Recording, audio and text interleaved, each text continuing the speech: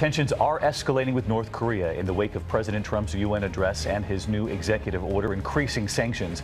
Kim Jong-un calling President Trump, quote, mentally deranged, and now North Korea is threatening to test a hydrogen bomb over the Pacific Ocean. Our senior White House correspondent, Cecilia Vega, live in Washington with the latest for us. Good morning, Cecilia. David, good morning to you. Just a few minutes ago, President Trump firing right back at North Korea, this time on Twitter. Take a look at what he wrote. Kim Jong-un of North Korea, who is obviously a madman who doesn't mind starving or killing his people, will be tested like never before. This is an escalation in this war of words, and neither side is backing down. North Korea's leader this morning has a message for President Trump.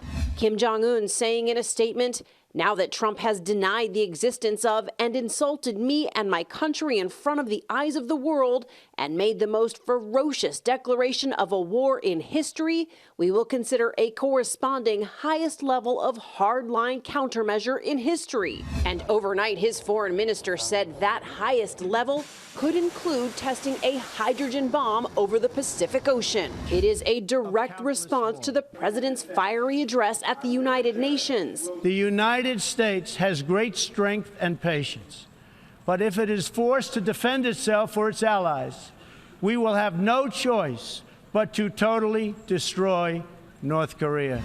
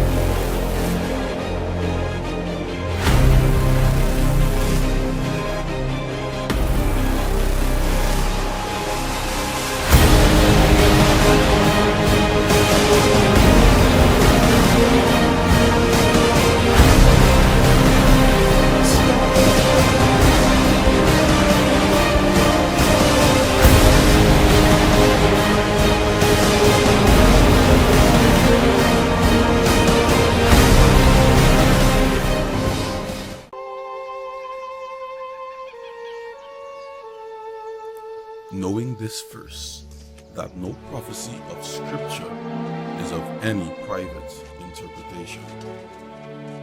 Thus, we can be assured that Scripture is not left to our interpretation, but Scripture will interpret Scripture.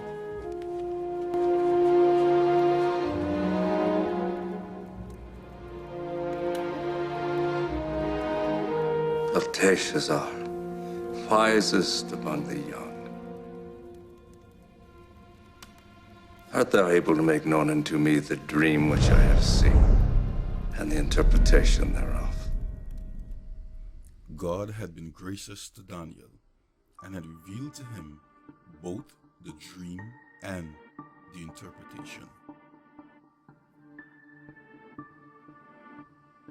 Thou, O king, sawest, and behold a great image.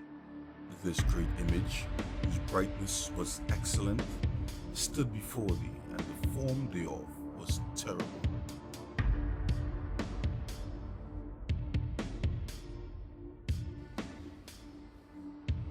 This image's head was of fine gold, his breasts and his arms of silver, his belly and thigh of brass.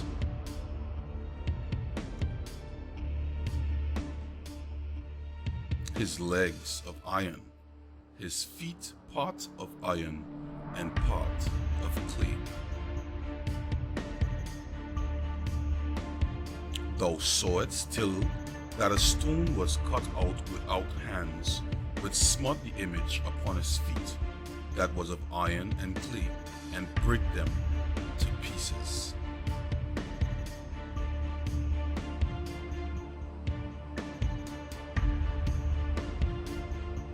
Then was the iron, the clay, the brass, the silver, and the gold broken to pieces together, and became like the shaft of a summer threshing floor, and the wind carried them away, that no place was found for them. And the stone became a great mountain, and filled the whole earth.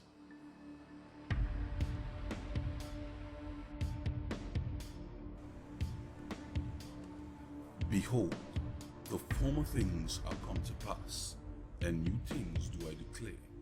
Before they spring forth, I tell you of them. I have even from the beginning declared it to thee. Before it come to pass, I show it to thee.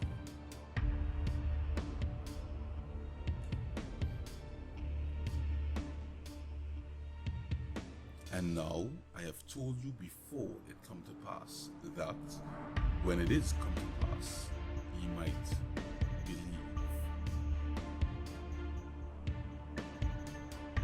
The prophetic word may seem as a sealed door, but the Bible gives us the keys that opens it and grants us great understanding. Now let's look at the interpretation of Nebuchadnezzar's dream. This is the dream, and we will tell the interpretation thereof before the king. Thou art this head of gold, and after thee shall arise another kingdom inferior to thee, and another third kingdom of brass, which shall bear rule over all the earth. And the fourth kingdom shall be strong as iron, for as much as iron breaketh in pieces and subdue all things, and as iron that breaketh all things shall it break in pieces and bruise.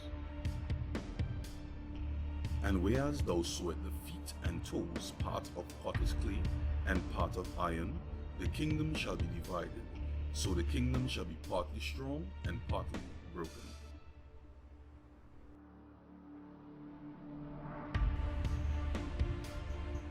And in the days of these kings shall the God of heaven set up a kingdom, which shall never be destroyed, and the kingdom shall not be left to other people, but it shall break in pieces and consume all these kingdoms, and it shall stand forever. We have learned that the image in Nebuchadnezzar's dream represents kingdoms, and that the head of gold represents his kingdom of Babylon. But what are the three other kingdoms to bear rule upon the earth? And most importantly, when would God set up his kingdom? Stay tuned.